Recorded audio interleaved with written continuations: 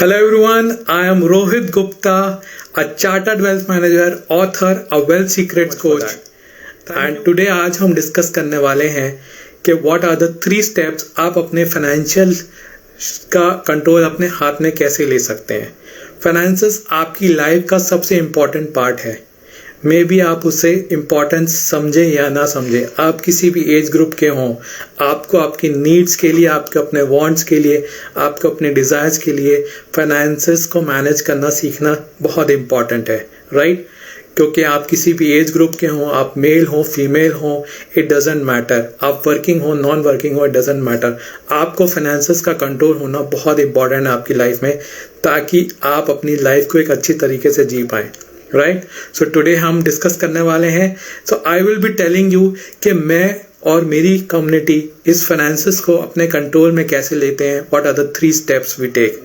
First step is आपका emergency fund. Emergency fund is the most important fund जो सबके पास होना चाहिए। आपका जो मंथली एक्सपेंसेस है पूरे मंथ का, आपको ये मैनेज करना है कि आपके पास 6 से 12 महीने का मंथली एक्सपेंसेस होना चाहिए। अगर आपकी लाइफ में कुछ भी इमरजेंसीज आती हैं, may be short term emergencies या लॉन्ग टर्म इमरजेंसीज, आपके पास तब भी फंड्स रहें, आप इजीली मैनेज कर पाओ वो month. So that is the reason आपके पास इमरजेंसी फंड होना चाहिए।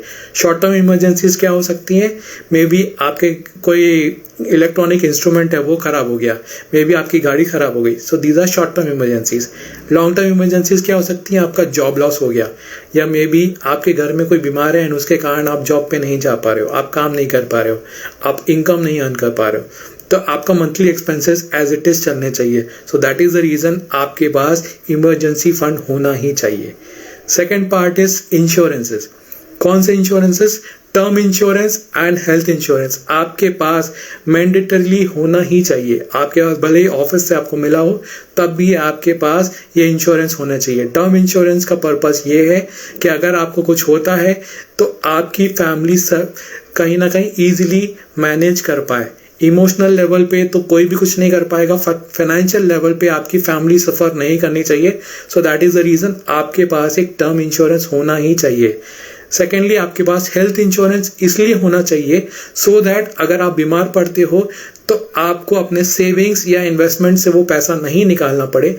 आपका जो एक्सपेंसेस हैं वो ईजिली एक हेल्थ इंश्योरेंस कंपनी मैनेज करेगी। So that is the reason आपके पास एक हेल्थ इंश्योरेंस होना ही चाहिए।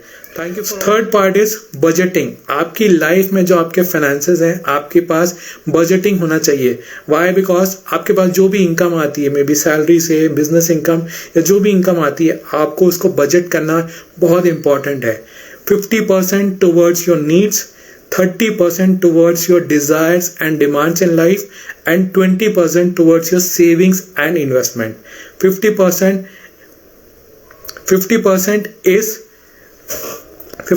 towards your need is like आपको जो भी आपके इम्पोर्टेंट नीड्स हैं, जो मंथली एक्सपेंसेस हैं, लाइक आपके बिल्स हो गए, आपके EMIs हो गई, ये सारे इंपॉर्टेंट पार्ट्स हैं आपकी लाइफ के, right? So this should go on without any problem. So that is the reason आपको 50% टुवर्ड्स नीड्स रखने हैं, 30% जो आप टुवर्ड्स डिजायर्स एंड डिमांड्स रखोगे, उसमें आप वेकेशन पे जाना, आउटिंग्स पे जाना, आप डिनर्स पे जाना, ये सब चीज़ों के लिए आप पैसा रखोगे। बिकॉज आप जी रहे हो तो कहीं ना कहीं आपके कुछ डिमांड्स भी रहेंगी लाइफ की, right? So that should be going towards that, and 20% will be going towards your savings and investments. जो भी आपके पास सेविंग्स है या जो भी आप इन्वेस्टमेंट्स करोगे towards your financial life, आपके जो फ्यूचर लाइफ आप चाहते हो, आपके बच्चों की एजुकेशन, बच्चों की marriage, retirement planning, dream house, dream car, जो भी आप चाहते हो, उसके लिए जो आप पैसा जोड़ना चाहते हो, उसके लिए आपको सेविंग्स एंड इन्वेस्टमेंट करना है, and that will be done by 20%। सो बहुत सारे लोग ये बोलते हैं कि बजटिंग करने का, बजटिंग हम क्यों करें, why should we not live a good life? So उसका इम्पोर्टेंस ये है कि आपको एक ऐसी लाइफ जीनी है जो कि एक बैलेंस वाली हो। आज आप ऐसी लाइफ भी जी सकते हो जहाँ पे आप ओवर स्पेंडिंग करो, आपके पास बहुत सारा आप स्पेंडिंग करते रहो every month, but at the same time वो भी सही नहीं होगा। And at the same time एक इंसान हो सकता है जो बहुत सेविंग करे, कुछ भी कहीं बाहर ही ना जाए, कुछ भी अपनी जरूरतें हैं जो इंपॉर्टेंट बॉन्ड्स हैं वो भी फुलफिल ना करे. So that is also not correct. So that is the reason हम लोग बजटिंग करते हैं अपनी लाइफ में, ताकि हम एक बैलेंस लाइफ जी पाए एंड हमारा आज भी अच्छा हो, हमारा कल भी अच्छा हो. So that is the reason we are doing budgeting. So I hope you have got some valuable suggestions कि आप 3 steps क्या ले सकते हो अपने finances को अपने हाथ में लेने के लिए. And please write in the comment box and let me know कि आपको क्या समझ में. Follow Prosper with Rohit for more. If you like this video, share, save and subscribe.